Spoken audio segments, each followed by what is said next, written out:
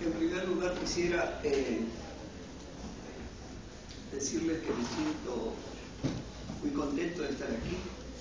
Es no solamente un honor, sino un privilegio venir a mi alma mater después de tantos años y reencontrarme con amigos, colegas, en fin, y gozar de mi estadía en el Perú. Hoy día lo que voy a plantear son brevemente dos cosas, ¿no? En principio, una pequeñísima reflexión desde que el título de esta conferencia tenía que ver con la problemática de la narración y la construcción de la nación, ¿no? Yo voy a reflexionar un poco alrededor de eso y después voy a leer unas breves páginas también sobre País de Jauja como la construcción de una utopía.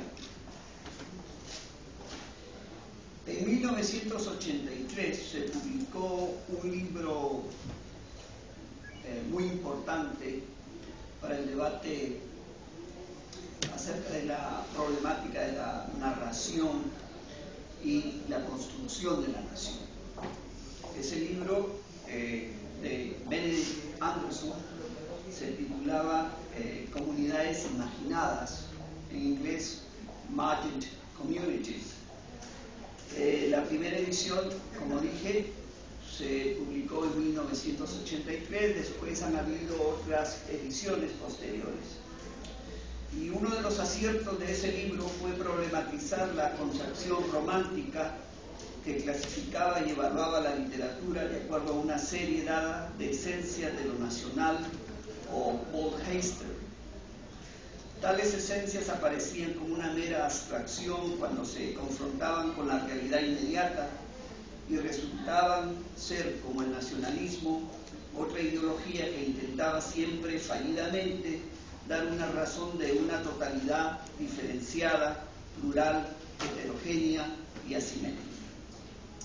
En este sentido, la nación es algo como una ficción en que cada lector o ciudadano produce una semiosis o sentido a partir de un territorio o texto en el que se vea vivido como un narrador personal.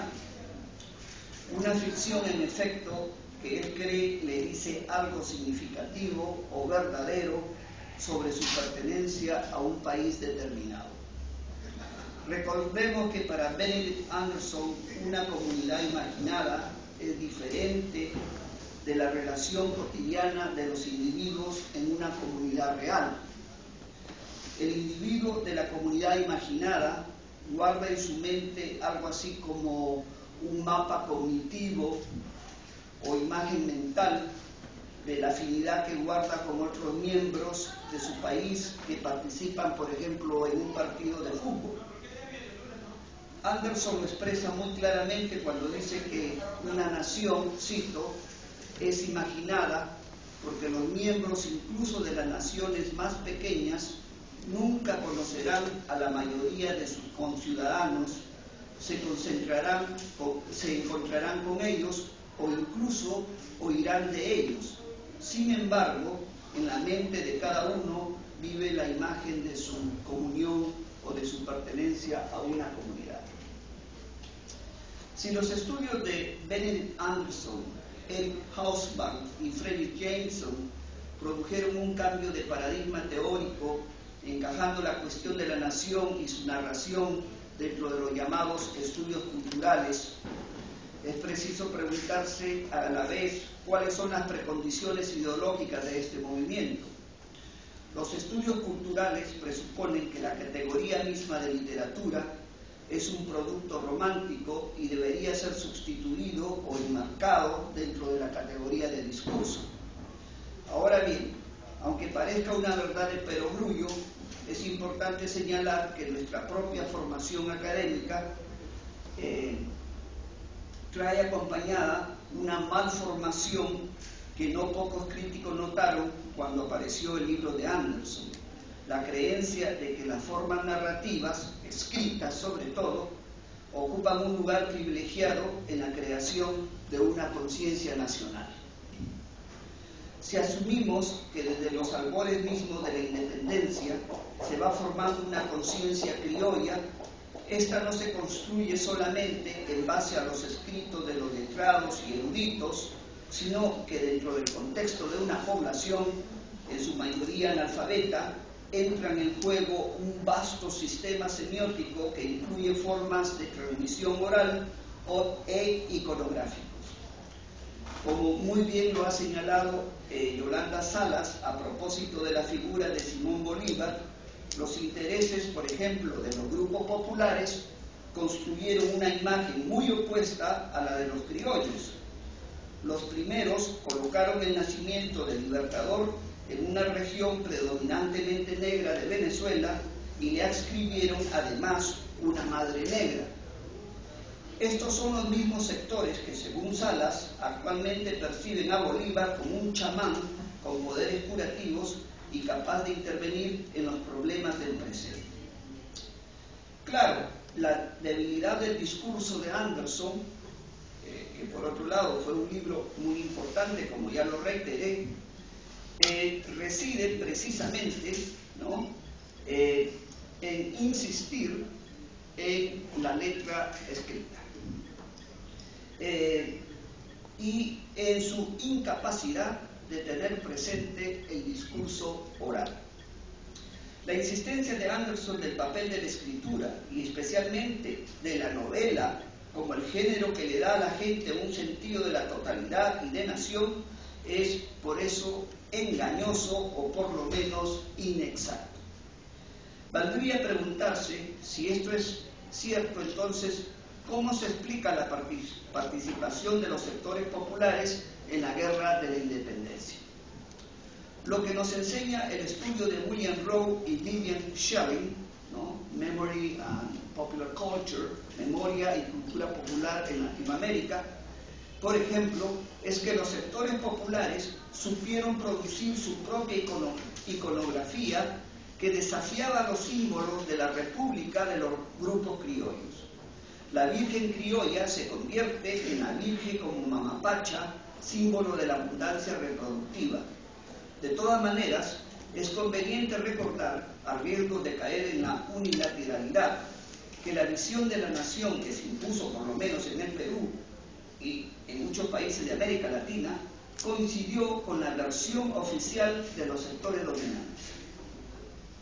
Simón Bolívar, con esa brillantez intelectual que lo caracterizaba, ya intuía en su famosa primera carta de Jamaica de 1815 que acaso su idea de formar un gran país de nuestra América se vería frustrada, como en efecto sucedió.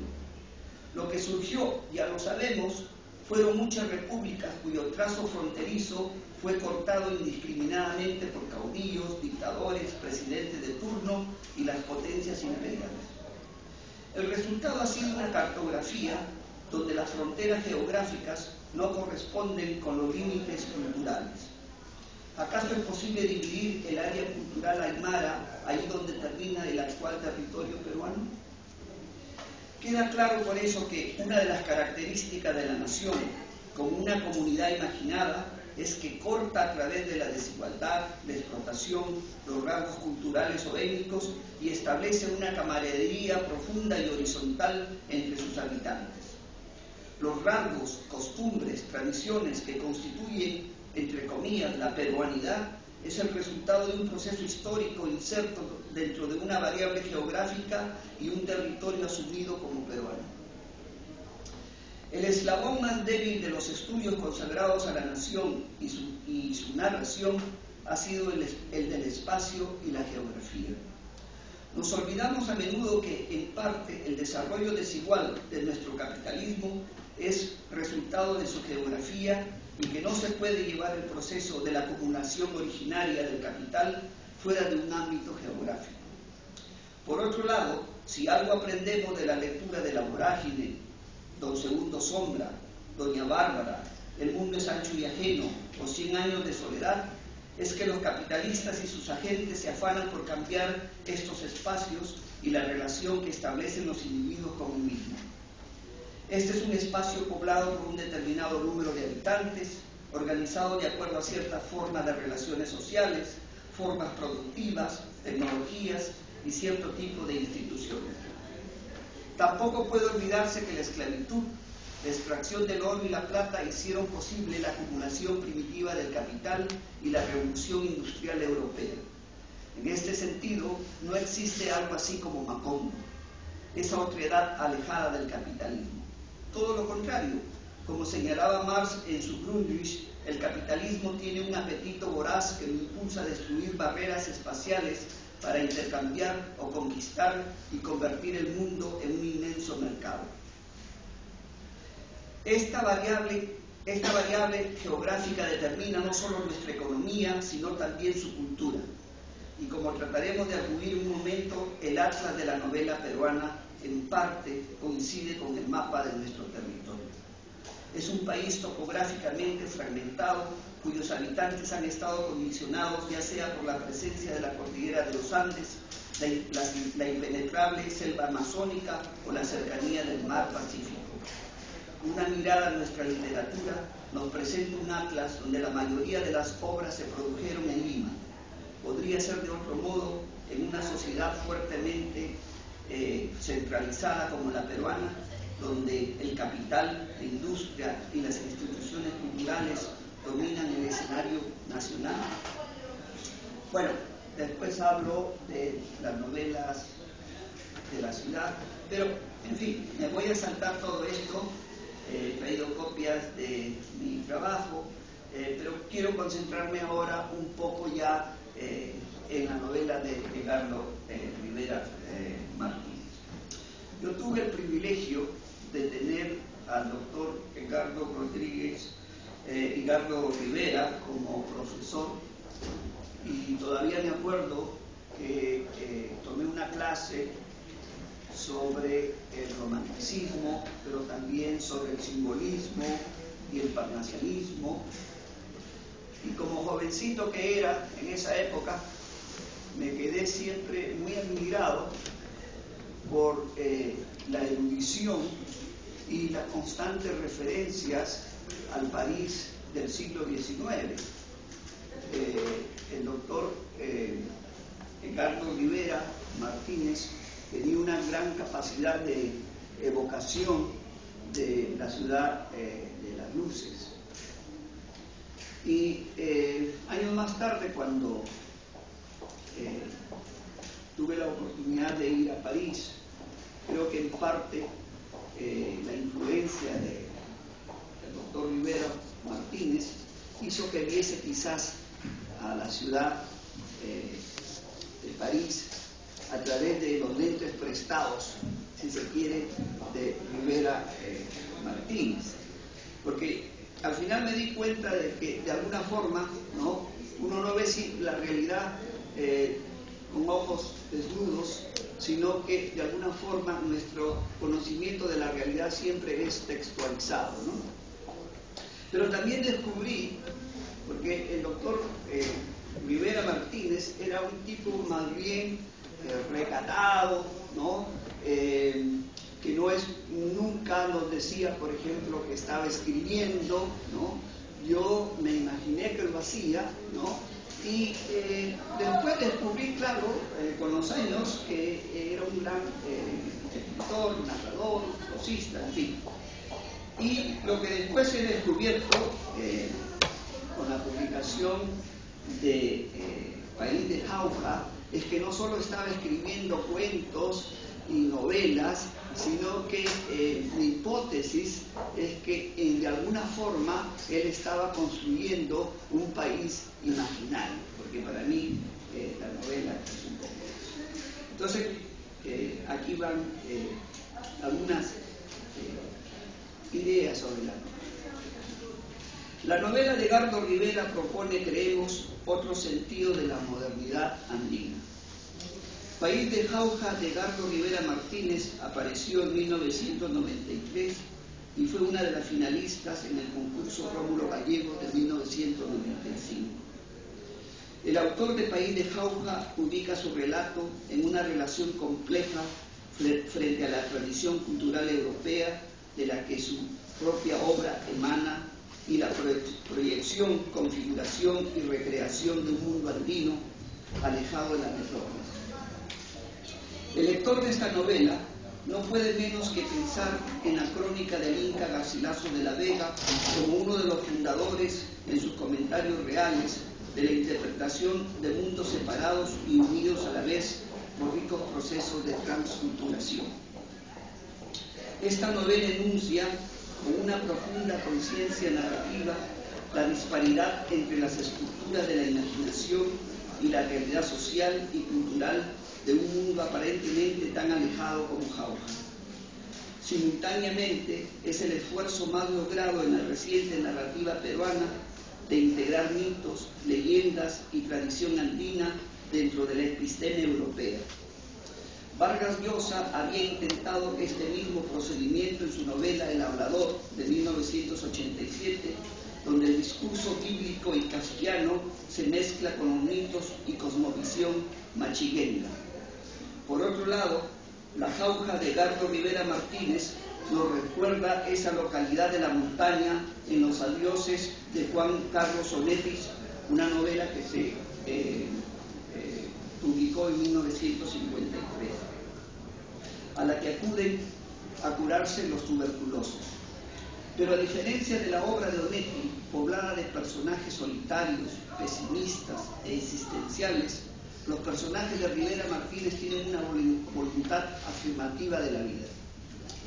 Jauja, desde el siglo XIX, se convierte en una, cito, zona de contacto, donde los individuos de diferentes tradiciones aprenden a limar sus asperezas, relacionarse con el otro y construir un nuevo sentido de la modernidad andina.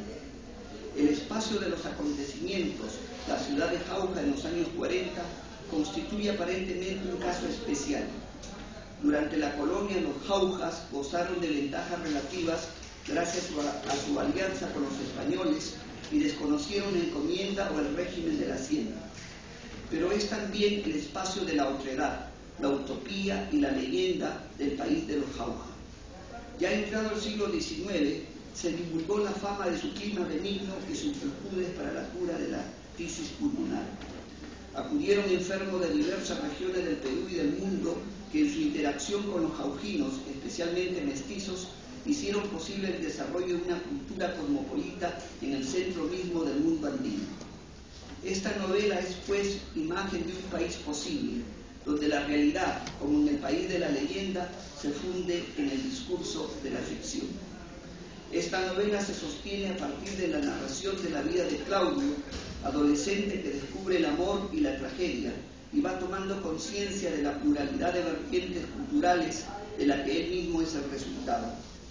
La madre le estimula su vocación musical mientras el hermano lo ayuda a descubrir su beta literaria.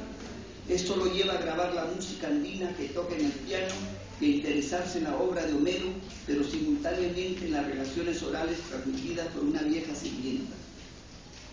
Al final de su educación sentimental, Claudio no solo alcanza un grado de madurez, sino un sentido de su herencia cultural. En este sentido, País de Jauja encaja muy bien dentro de la tradición occidental que propone el género novela como una forma de descubrimiento de zonas oscuras, ya sea de la psique humana, de la moral sexual burguesa, de las contradicciones sociales e interétnicas, y al mismo tiempo es una forma de acomodar ese descubrimiento al código narrativo y al modo en que leemos los textos. Pero es sobre todo el descubrimiento de un lenguaje, o mejor, una pluralidad de lenguajes en los diferentes saberes y culturas donde se manifiesta esta versión transcultural. País de Jauja puede definirse por eso como un Bildungsroman, un romance, un diario o una alegoría lírica en que diferentes modalidades ficcionales se funden para formar un todo original mucho más complejo que las partes que lo integran, de tal suerte que la manipulación de diferentes códigos tejidos por el autor atestiguan su maestría de la forma narrativa. Esta confianza del autor en el dominio de la técnica y de la narración como instrumento se manifiesta en la novela en la celebración del poder de la palabra y la imaginación, el goce de la sensualidad, la percepción lujuriosa de la naturaleza y la recreación de la realidad a partir de la ficción. Esta maestría se nota especialmente en la representación de un mundo donde diferentes etnias, culturas, mitos, lenguajes, religiones, formas ficcionales y personajes coexisten para crear una metáfora de la complejidad del mestizaje, pero al mismo tiempo crea, en el sentido que quería Ernest Bloch en su Principio Esperanza, la posibilidad de una utopía concreta capaz de señalar el camino para la destrucción de las barreras que dividen a la gente y sus ideas. El autor da razón de la multiculturalidad a partir de una estructura narrativa centrada en la voz de Claudio, su familia inmediata y sus amigos cercanos. La obra está narrada en una segunda persona omnisciente y evaluativa que sigue desde cerca el desarrollo de la vida del protagonista adolescente, al mismo tiempo que el propio personaje nos revela sus diarios y cartas que contrastan o reafirman esa voz en segunda persona. Estos diarios y cartas resultan ser como los pliegos de Melquíades en 100 años de soledad, el material primigenio de la novela que el lector tiene en sus manos. Esta novela de 548 páginas carece de capítulos y se nos aparece como una larga aventura personal en la que Claudio descubre el amor de Leonor, se inicia sexualmente con la viuda Zoraida, indaga en sus relaciones filiales, hurga en el pasado trágico de sus tías Euristela e Ismena, asimila los mitos culturales de Europa y América y fusiona la música de la sierra y la música culta europea. Esta novela, escrita en la década más gris e infame de nuestra historia, acaso porque, como pensaba Luis Althusser, el arte, como una forma ideológica, resuelve a nivel imaginario las contradicciones sociales, resulta un gran optimismo y alegría por la vida. Esta novela nos prueba que la realidad es constantemente modificada por la imaginación, al punto que las fuerzas sociales se reducen a un aspecto de ese artificio que es el texto. El resultado es la creación de un mundo ficticio donde los límites entre realidad e imaginación aparecen como borrosos. Al mismo tiempo, si ocurre cierto distanciamiento frente a las fuerzas sociales, políticas y psicológicas, esto se explica porque la novela está narrada desde la perspectiva de un adolescente que comienza a descubrir los hechos que la sociedad y su familia habían relegado al sótano de la memoria y la historia familiar. Lo que expresa la novela a este nivel es que, a pesar de la búsqueda y deseo de felicidad individual, la realidad se encuentra teñida de secretos, tragedias y vergüenza familiar, como el encarcelamiento de su padre y la revelación del incesto de una de sus tías. Más aún, el autor describe bajo la mirada del protagonista las estrecheces de una mentalidad parroquial que sofoca la vida de muchos individuos. Sin embargo, País de Jauja, al enfatizar el triunfo de la individualidad sobre las fuerzas sociales, es un bildung román ejemplar que señala la habilidad del individuo de transformar la situación social adversa para su prosperidad. De esta manera, Claudio, el futuro novelista, es el resultado de la selección y supresión de ciertos eventos y experiencias de su vida.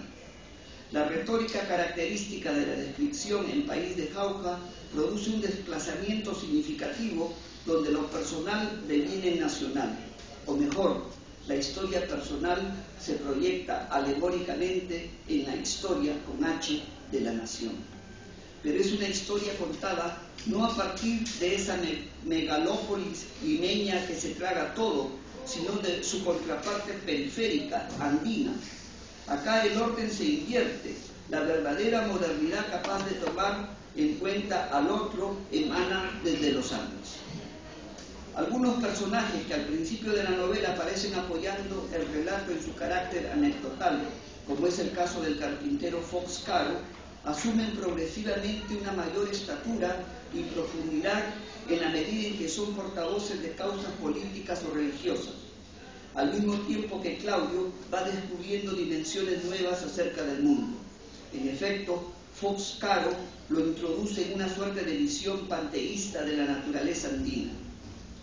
Su aprendizaje, gracias a Mitrídates, modesto empleado del hospital de Jauja, quien nos familiariza con las ideas indigenistas y socialistas de José Carlos Mariátegui y en general el contexto político de la novela, añade no solo textura y profundidad a los personajes, sino que agrega una dimensión humana a los principios ideológicos abstractos.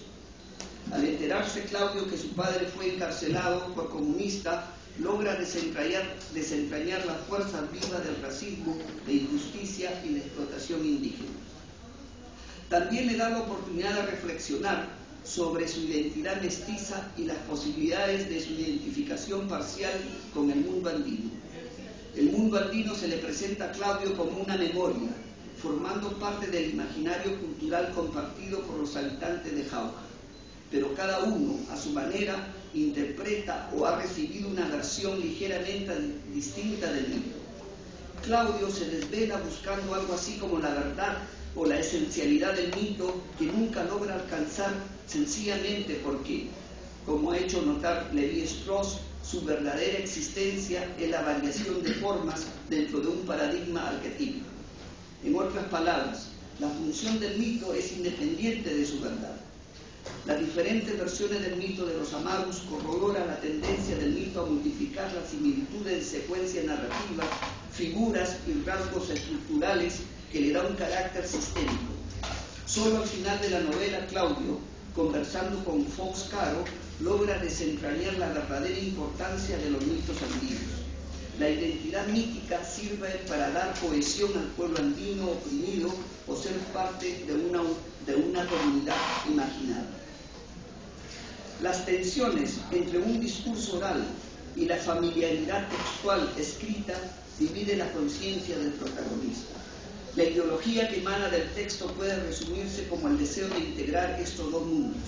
El deseo, el amor y el conocimiento del mundo son el resultado de un juego de asociaciones uniéndose dentro de una unidad narrativa, episodios que ocurrieron en diferentes culturas y tiempos históricos.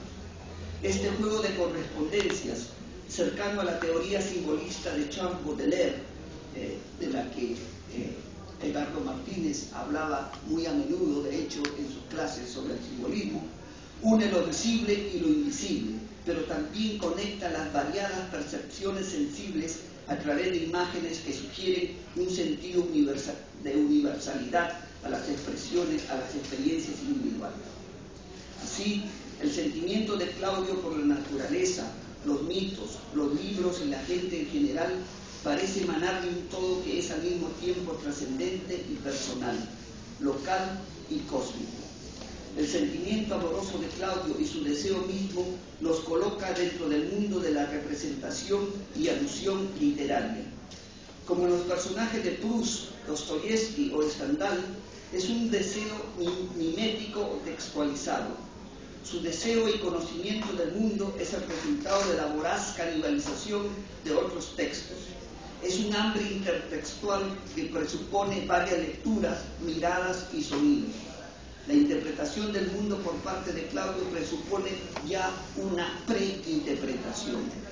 Esto se hace claro en la escena en que el autor describe la fascinación que le causa Helena o Yangurin, a quien asocia con el personaje del poema griego La Ilíada, perteneciente al pueblo de los aqueos, y por otro lado, el amor que le profesa a Leonor. La fusión de emociones y culturas no puede menos que producir una suerte de hibridez y dualidad sentimental. Voy a hacer una cita. Me fascinaban su belleza, su sensualidad, su elegancia y aún la enfermedad de que era víctima, pero sabías que nunca hablarías con ella, aparte quizá de un ocasional saludo, y que jamás habría de la absorta admiración que te inspiraba. Algo muy lejano, pues, del amor que sentía por la joven Yaui, por su rostro y sus gestos aún infantiles, y el aura que le prestaban sus orígenes y su vinculación con la misteriosa laguna de Hanchiscocha. Esa Leonor que irradiaba no una luz suntuosa, sino otra de sembríos y de puna, de guainos y celajes, y que tenía tu misma raíz, y que pertenecían al mismo universo que tú, y cuyos intereses eran los que correspondían a los tuyos. Pensabas en ello de modo intuitivo, y quizás adivinabas que se repetiría muchas veces a lo largo de tu vida esa simetría dualidad de tu adolescencia, que en buena cuenta era la de tu situación familiar y social y aún quizá la de quienes vives. La música tiene la virtud, como Javier ya lo ha señalado muy bien, de cruzar bordes culturales sin necesidad de traducción, aunque no deje de convertirse en un desafío para aquellos que piensan que el huayno, el vals criollo y otras formas populares son la expresión única y verdadera de la cultura nacional. En fin, voy a terminar. Por el esfuerzo de síntesis, amalgama e integración de diversas culturas, esta novela pareciera ilustrar aquello que el antropólogo Eric Thompson ha denominado la invención de la cultura. Esta novela también nos recuerda en su reconfiguración del mestizaje, de la hibridez, del encuentro y síntesis de diferentes horizontes culturales y sociales, la novela El último suspiro del moro de Salman Rushdie. En la obra del escritor indio se trata de repensar el punto de encuentro, la zona de contacto entre el Oriente y Occidente. En la obra de Carlos Rivera Martínez, la posibilidad de una modernidad andina en el Perú. No es extraño que el autor haya encontrado un punto de encuentro en la música. La música, como muchas de las artes, tiene la capacidad de conjurar otras voces y dialogar en un juego de intimaciones, guiños y gestos con otros autores ausentes en el tiempo y el espacio. En este juego de alusiones, como observa George Steiner, el arte se libera de las convenciones artísticas y sociales de su época. Por eso, si hay una palabra que resuma esta novela, es el contrapunto.